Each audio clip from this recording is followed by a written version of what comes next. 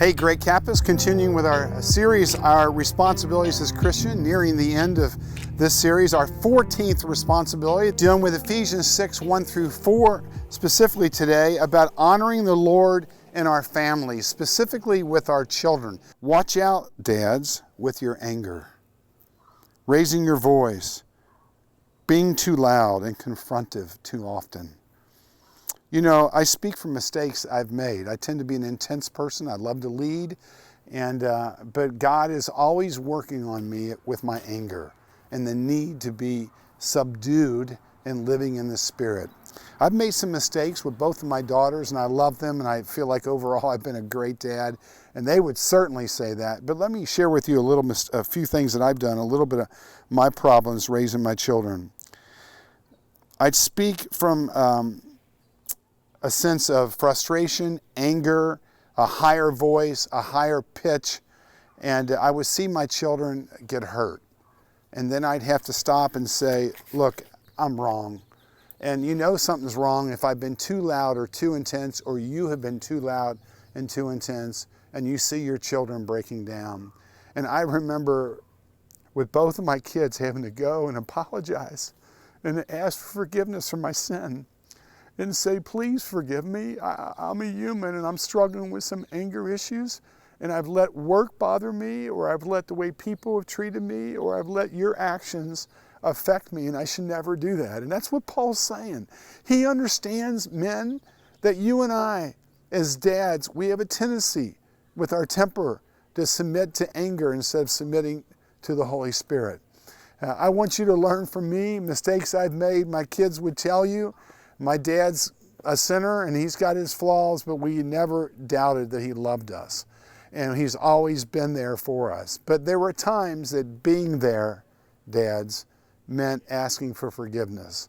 Then I would get off with the Lord and be despondent and despair and have to ask for forgiveness again to the Lord for my mistakes. Parenting is going to be equal to mistakes. But let the love be much greater. It's like change in the pocket. You may have a full pocket of change, but every time you get angry with your kids, and especially are misguided, you lose some change, till eventually you reach in your pocket and the change is gone. Put change in your pocket by loving your children, forgiving them, being patient with them. Don't provoke your kids. I have a question for each of us. Does Jesus Christ ever leave us once he comes into our life?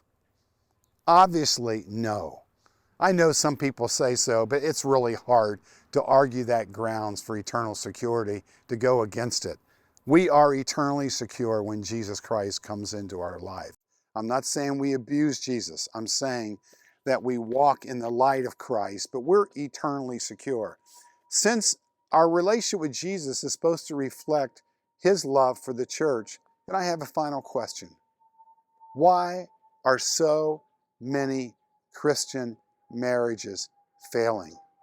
No matter how much you have to work on your communication, no matter how different things are, stop trying to change your spouse, wife, or husband. Stop trying to change your spouse.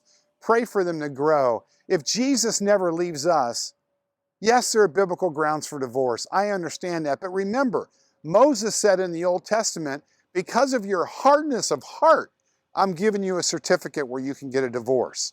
I understand New Testament grounds also for divorce, but I am always moved when a spouse says, I'm going to continue loving the other spouse no matter what they've done, because I want to honor them and honor Christ and wind up having a good marriage.